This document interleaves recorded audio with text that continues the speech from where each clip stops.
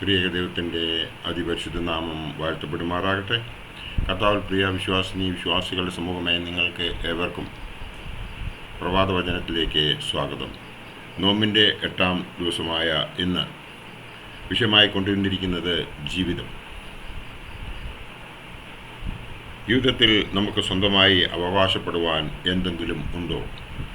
നമ്മുടെ ജന്മത്തെക്കുറിച്ച് ഒന്ന് നമുക്ക് ആലോചിക്കാം. അത് നമ്മുടെ മാതാപിതാക്കൾ ദാനമായി നമുക്ക് തന്നതാണ്. നമുക്ക് ഒരു പേരുണ്ട്, അതും നമുക്ക് മാതാപിതാക്കൾ തന്നതാണ്. അവർ നമ്മെ അങ്ങനെ വിളിച്ചതാണ്. നമ്മുടെ വിദ്യാഭ്യാസമുണ്ട് എന്ന് നമ്മൾ അവകാശപ്പെടുന്നു. നമുക്ക് ആ വിദ്യാഭ്യാസം ലഭിച്ചത് അതും നമ്മുടെ മാതാപിതാക്കൾ നമുക്ക് തരിച്ചതാണ്. നല്ല അധ്യാപകരിലൂടെ, സഹോദരങ്ങളിലൂടെ, നല്ല കൂട്ടുകാരിലൂടെ അത് നമുക്ക് ലഭിച്ചു എന്നുള്ളതിന് യാതൊരു സംശയവുമില്ല. നമ്മുടെ അനുഭവങ്ങളിലൂടെ നമ്മൾ ജീവിക്കുവാൻ സാഹചര്യങ്ങൾ നമ്മെ പഠിപ്പിച്ചു. നമുക്ക് ആദരവുകൾ ലഭിച്ചു. അതും നമ്മുടെ സ്വന്തമാണോ?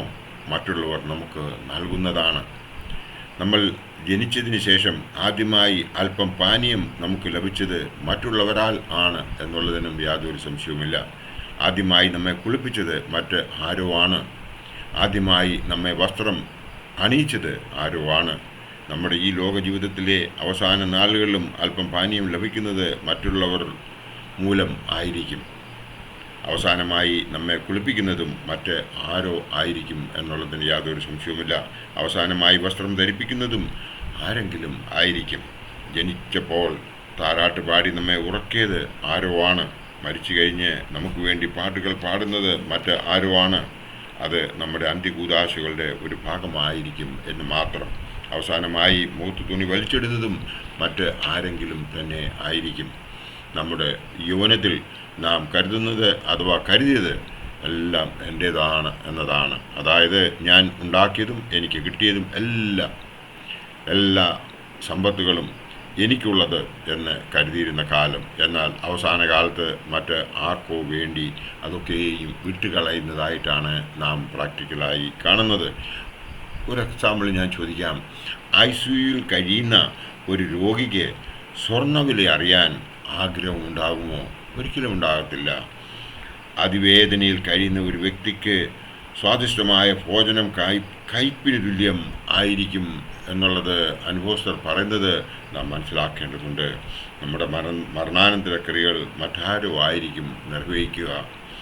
ഇങ്ങനെ ഓരോരുത്തരും നാം നോക്കുമ്പോൾ പിന്നെ എന്തിനാണ് നാം മത്സരിക്കുന്നത് എന്ന് ഇന്നൊന്ന് ചിന്തിക്കേണ്ടതുണ്ട്. എന്തിനാണ് നമ്മൾ അഹങ്കരിക്കുന്നത്? എന്തിനാണ് നമ്മൾ പോരടിക്കുന്നത്? മറ്റുള്ളവരെ എന്തിനാണ് പകയ്ക്കുന്നത്? നാം ഓർത്തിരിക്കേണ്ടതായ 3 കാര്യങ്ങളുണ്ട്. 1 രോഗം, 2 ശത്രു, 3 കടം. ഈ 3നെയും ഒരിക്കലും വില കുറച്ച് കാണരുത്. സ്വന്തമായി അവകാശപ്പെടുവാൻ ഒന്നുമില്ലാത്ത നാം പിന്നെ എന്തുകൊണ്ടാണ് മനസ്സിനെ കൺട്രോൾ ചെയ്യാത്തത്, പ്രവൃത്തിയെ നിയന്ത്രിക്കാത്തത്, അത്യാർത്ഥി വിട്ടുകളയാത്തത്? ഒരു യാഥാർത്ഥ്യം പറയട്ടെ. അമ്പ് വില്ലിൽ നിന്നും, വാക്ക് നാവിൽ നിന്നും, ജീവൻ ശരീരത്തിൽ നിന്നും വിട്ടുപോയി കഴിഞ്ഞാൽ പിന്നെ തിരികെ പിടിക്കാനാവുകയില്ല. ദുർനടപ്പും മുൻകോപവും അത്യാഗ്രഹവും ഒക്കെയാണ് മനുഷ്യനെ അപകടപ്പെടുത്തുന്നത്, ദുർബലപ്പെടുത്തുന്നത്. യഥാർത്ഥ ജീവിതത്തിൽ നിന്നും നമ്മെ അകറ്റിക്കളയുക തന്നെ ചെയ്യും. മോഷണം നടത്തുമ്പോഴും, അപവാദം, നുണ, കള്ളത്തരം മുതലായവ പറയുമ്പോഴും നാം നമ്മുടെ വില കുറയ്ക്കുകയാണ് ചെയ്യുന്നത്.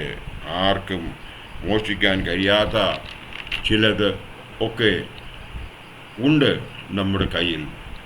അത് നമ്മുടെ ബുദ്ധിയും, നമ്മുടെ സ്വഭാവ ഗുണവും, നമ്മുടെ നിസ്വാർത്ഥമായ ഭക്തിയും, മറ്റുള്ളവരോടുള്ള ആദരവും സ്നേഹവും, നമ്മുടെ കഴിവുകളെ ശരിയാവണ്ണം ഉള്ള ഉപയോഗങ്ങളും ഒക്കെയാണ് അത് നമ്മെ ഉന്നതങ്ങളിലേക്ക് ഉയർത്തും എന്നുള്ളതിന് യാതൊരു സംശയവുമില്ല.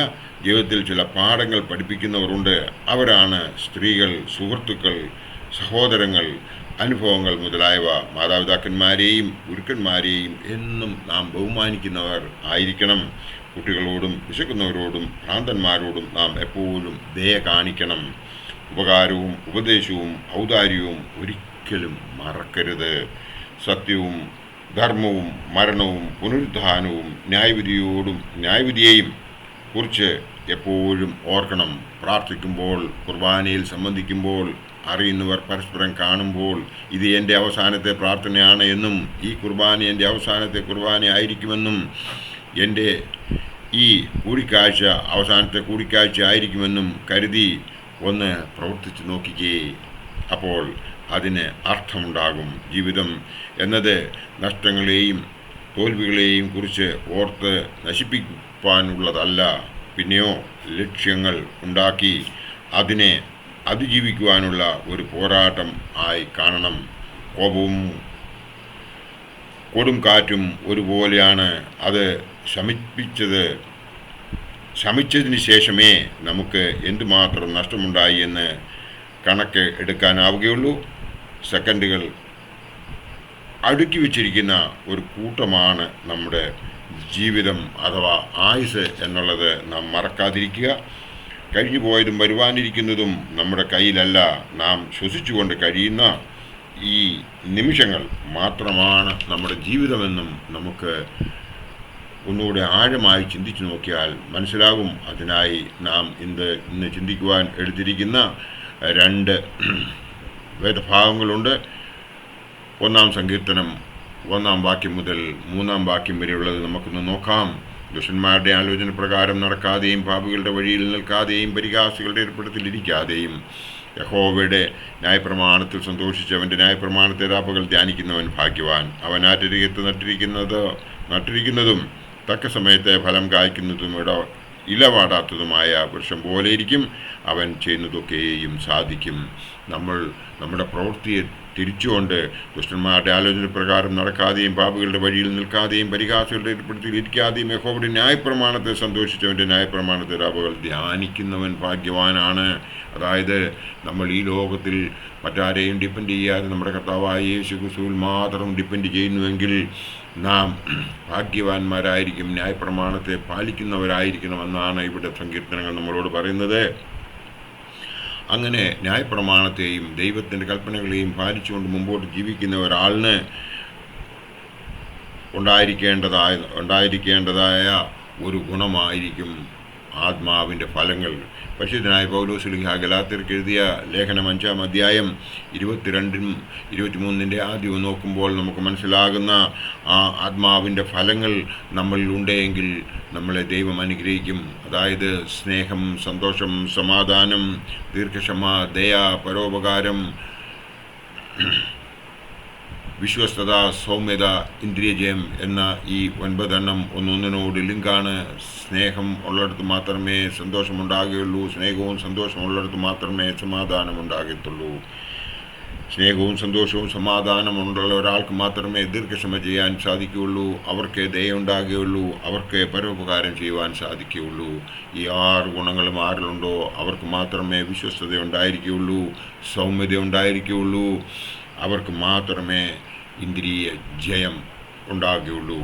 ഇത് നമ്മൾ മനസ്സിലാക്കുകയാണെങ്കിൽ നാം ദൈവത്തിനോട് അടുക്കത്ത് അവൻ നമ്മളെ കാണിച്ചു തന്നതായ ആ വഴികളിലൂടെ ജീവിക്കുക എന്ന് മാത്രമല്ല, നാം ഈ ആത്മാവിൻ്റെ ഫലങ്ങൾ കൂടെ കാത്തു സൂക്ഷിക്കുന്നവരായിരിക്കും.